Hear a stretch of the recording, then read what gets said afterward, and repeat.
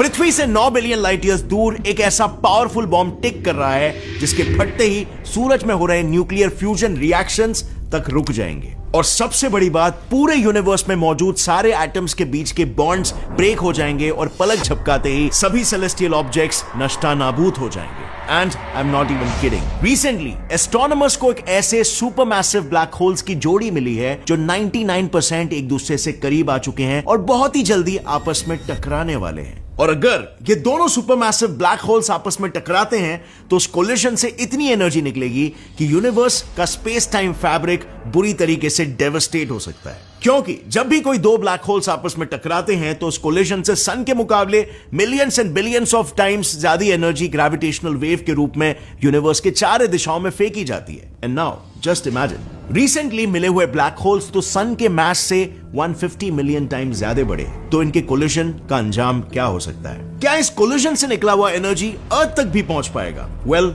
we'll have to find this out in our today's video. So, सबसे पहले समझते हैं कि पूरा माजरा क्या है। Well, पैसाडीना, कैलिफोर्निया में स्थित कैलिफोर्निया इंस्टीट्यूट ऑफ टेक्नोलॉजी, जिसे कैलटेक भी कहा जाता है, उसके कुछ एस्ट्रोनॉमर्स ने रिसेंटली ये पता लगाया कि उन्हें जो बाइनरी ब्लैक होल PKS 2131021 की जोड़ी मिली है, उसमें से एक सुपरमैसिव ब्लैक होल असल में एक हाईली एनर्जेटिक ब्लेजार है। इस ऑब्जेक्ट का मास सन के मास से 100 मिलियन टाइम ज्यादा है। बेसिकली, जैसे कि हम सभी जानते हैं, SMBH यानी कि सुपरमैसिव ब्लैक होल्स हमारे सूरज से millions and billions of times massive हो सकते हैं एंड यूजुअली वो क्वेज़ार्स में कन्वर्ट हो जाते हैं, यानी ऐसे SMBHs में जो एक्सेस मैटर को लाइट की स्पीड में इलेक्ट्रोमैग्नेटिक रेडिएशंस के फॉर्म में इजेक्ट करते हैं, बिल्कुल एक जेट स्ट्रीम की तरह। अब ऐसे में इनएडवर्टेंटली ही सही, किसी क्वेज़ार का यही जेट स्ट्रीम अगर डायरेक्टली हमारे तरफ यानी पृथ्वी की तरफ ही पॉइंट आउट करे तो उन्हें कहा जाएगा ब्लेजार। और आज ऐसा ही एक ब्लेजार अपने से छोटे एक और ब्लैक होल के साथ मर्ज होने के कगार पर है। बट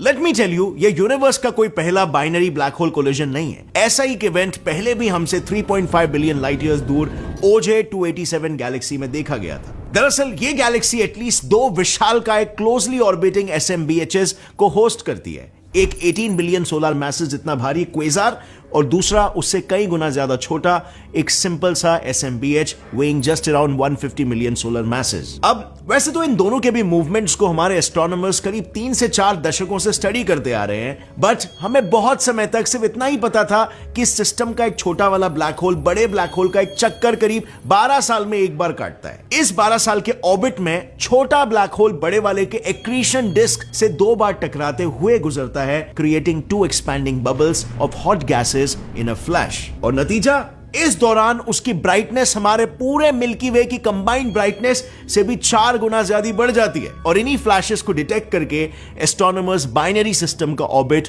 फाइनली प्रेडिक्ट कर पाते हैं। इसी मेथड को यूज करके इस बाइनरी सिस्टम का ऑर्बिटल पीरियड 2018 में एक इंडियन एस्ट्रोनॉमर लंकेश्वर डे ने प्रेडिक्ट किया था, जो उस वक्त मुंबई के Tata institute of fundamental research में एज ए रिसर्चर उस वक्त काम कर रहे थे। एक्चुअली उनसे पहले भी, इनफैक्ट 2010 से इसके ऊपर देश विदेश के एस्ट्रोनॉमर्स काम करते आ रहे हैं। बट जस्ट बिकॉज 12 सालों के टाइम पीरियड में वो 2 फ्लैशेस रैंडमली कभी भी आते हैं, इसीलिए उन ब्लैक होल्स के ऑर्बिट का कोई प्रॉपर पैटर्न हमें नहीं समझ में आ रहा है। एस्ट्रोनॉमर्स ने बहुत कोशिश की और ऑलमोस्ट 1975 से कलेक्ट किए गए डेटा के आधार पर एक मॉडल भी तैयार किया, लेकिन वो भी सिर्फ 2 से 3 हफ्तों की एक्यूरेसी तक ही पहुंच पाता था।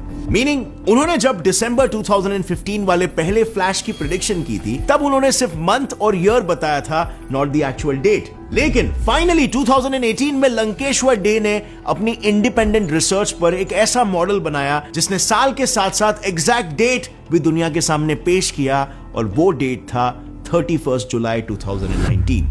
अब डेट तो यहां पर तय था, सिर्फ इंतजार था उस दिन के आने का और ऑब्जर्वेशंस के होने का। पर ऑब्जर्वेशन की शुरुआत हो उससे पहले ही एक नई मुसीबत ने दस्तक दे दिया। जुलाई 2019 में सूरज बिल्कुल OJ 287 गैलेक्सी और पृथ्वी के बीच में आ गया, और उसकी ब्राइटनेस के आगे इतनी दूर हो रहे एक छोटे से फ्लैश को कैप्चर करना किसी भी अर्थ पर के टेलीस्कोप या उसके ऑर्बिट में घूम रहे सैटेलाइट के लिए पॉसिबल नहीं था। डे पूरी तरीके से उम्मीद हार चुके थे कि अब कुछ नहीं हो सकता। बट देन कुछ स्पेशल हुआ। पता चला कि नासा का स्पिट्जर स्पेस टेलीस्कोप जो अगले ही साल डीकमीशन होने वाला था, वो फिलहाल पृथ्वी से 254 मिलियन किलोमीटर दूर चक्कर काट रहा है। और लकीली उसमें उस फ्लैश को रिकॉर्ड करने वाले रेडियो वेव डिटेक्टर्स भी लगे हुए थे। तो बस फिर क्या था, उम्मीदें आसमान छूने लग गई और डे ने बताए हुए उस दिन में फाइनली फ्लैश को देखा गया। दैट मीन्स डे के ऑर्बिटल मॉडल ने एकदम एक्यूरेसी से उसे प्रेडिक्ट किया था, यानी उससे अब यह भी वेरीफाई किया जा सकता था कि black hole binary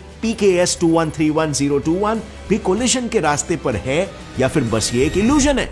actually illusion इसीलिए क्योंकि गैलेक्सी OJ287 के ब्लैक होल्स की तरह PKS 21311021 में अब तक कोई फ्लैशेस नहीं दिखाई दिए थे, बट बिकॉज इसमें जो बड़ा वाला SMBH है वो खुद पृथ्वी की ओर अपना जेट पॉइंट करने वाला एक ब्लेजार है, इसीलिए कैलटेक के एस्ट्रोनॉमर्स को कभी ऐसे किसी फ्लैश की जरूरत ही नहीं पड़ी। क्योंकि कैलटेक रिसर्च की लीड ऑथर सैंड्रा ओनील और उनके मेंटोर टोनी रीड हेड ने इनफैक्ट एक अलग लेकिन सिमिलर तरीका खोज निकाला। उन्होंने उस ब्लेजार की लाइट को ही रेगुलरली ऑब्जर्व करना शुरू कर दिया। कुछ दिन ऑब्जर्व करने के बाद उन्होंने ये देखा कि उसकी लाइट खुद ही 2 साल के इंटरवल पर पीरियोडिकली ब्राइट और डिम होती रहती है। दैट मीन्स हो ना हो इस ब्लेजार के साथ एक और SMBH भी है जो उस ब्लेजार के चक्कर काट रहा है। अब जब इस पर और रिसर्च किया गया तब ये बात सामने आई कि ये 2 SMBHs एक दूसरे से OJ287 के ब्लैक होल से भी 100 गुना क्लोज है और 100 मिलियन सालों से एक दूसरे के अराउंड ऑर्बिट करने के बाद करीब 99% नजदीक आ चुके हैं। एंड नॉट जस्ट दिस, अब सिर्फ इन्हें कोलाइड होने के लिए 10,000 साल ही बाकी है। अब ये हमें कैसे पता है? वेल, जस्ट लाइक OJ287 जितने भी क्वेजार मर्जर्स आज हमारे सामने हैं, उन्हें आज से नहीं बल्कि पिछले 45 इयर्स से स्टडी किया जा रहा था और 1975 से लेकर अब तक दुनिया के 5 अलग अलग रेडियो ऑब्जर्वेटरीज ने करीब 1800 ऐसे क्वेजार्स को रिकॉर्ड किया है। इन स्टडीज से ये अनुमान लगाया जा सकता है कि अभी जिस रेट से ये एक दूसरे के अराउंड घूम रहे हैं और एक दूसरे से क्लोज हो रहे हैं, इनके पास सिर्फ 10,000 साल ही बाकी है फॉर द फाइनल कोलिजन। पर जैसे कि हम देखते आए हैं, जितने भी ब्लैक होल कोलिजन हुए हैं उन सभी में से ग्रेविटेशनल वेव्स के रूप में एनर्जी एमिट होती है। एंड इनफैक्ट कैलटेक और MIT के पास तो उनके रेडियो ऑब्जर्वेटरीज के अलावा LIGO यानी laser interferometer gravitational wave observatory का भी कंट्रोल है और 2015 में तो उन्होंने ऐसा ही एक ऑब्जर्वेशन ऑलरेडी कर भी रखा है। तो फिर आखिर हम उन्हें डिटेक्ट करने की कोशिश क्यों नहीं कर रहे हैं? वेल, उसे समझने के लिए चलो मैं आपको एक एग्जांपल देता हूं। सपोज आप पानी में तैर रहे हो, तो पानी के अंदर आप हाई टाइड और नॉर्मल वेव में से किसे आसानी से डिटेक्ट कर सकते हो? वेल, ऑब्वियसली नॉर्मल वेव्स को, क्योंकि नॉर्मल वेव्स के केस में उनकी फ्रीक्वेंसी बहुत ज्यादा होती है और 2 सक्सेसिव वेव्स के बीच का डिस्टेंस यानी वेवलेंथ भी बहुत कम होता है। लेकिन अगर हम हाई टाइड की बात करें तो वेव की फ्रीक्वेंसी कम होती है और उन वेव्स का एम्पलीट्यूड बहुत ज्यादा होता है, जिसकी वजह से उन्हें डिटेक्ट नहीं किया जा सकता। और बस यही प्रॉब्लम है सुपरमैसिव ब्लैक होल से निकलने वाले वेव्स को नापने वाले LIGO के साथ। कैलटेक का LIGO हो या फिर 2034 तक लॉन्च किए जाने वाला नासा का LIGO लाइक स्पेस इंस्ट्रूमेंट, जिसे लीजा कहा जाने वाला है यानी लेजर इंटरफेरोमीटर स्पेस एंटेना, ये दोनों ही इंस्ट्रूमेंट्स सिर्फ 200 सोलर मासेस तक के ही मर्जर्स को डिटेक्ट कर सकते हैं, जबकि 100 मिलियन सोलर मासेस से भी भारी ब्लैक होल्स काफी लो फ्रीक्वेंसी और लॉन्गर वेवलेंथ वाले ग्रेविटेशनल वेव्स एमिट करते हैं। और ऐसे ग्रेविटेशनल वेव्स हमारी पृथ्वी का कुछ नहीं बिगाड़ सकते। Nobody's gonna die। इतने बड़े ब्लैक होल से जो ग्रेविटेशनल वेव्स पैदा होंगी उनकी फ्रीक्वेंसी इतनी कम और वेव इतने बड़े होंगे कि हमारी पूरी पृथ्वी उस पर तैर जाएगी और हमें पता भी नहीं चलेगा। Isn't that interesting? अब आप सोच रहे होंगे कि ब्लैक होल्स तो हमारे अर्थ से 9 बिलियन लाइट ईयर्स दूर है, इसका मतलब ये ऑलरेडी एक दूसरे से कोलाइड में भी हो चुके होंगे और शायद हम अभी प्रेजेंट डे में उनसे प्रोड्यूस हुई ग्रेविटेशनल वेव्स में ही फ्लोट हो रहे हो। Who knows? Well, जिन्हें भी इन ग्रेविटेशनल वेव्स को डिटेक्ट करना है वो इंटरनेशनल पल्सार टाइमिंग एरे यानी IPTA प्रोजेक्ट को फॉलो कर सकते हैं, जिसका इंडिया भी by the way collaborating member है। इस प्रोजेक्ट के अंतर्गत European pulsar timing array EPTA, the North American nanohertz observatory for gravitational waves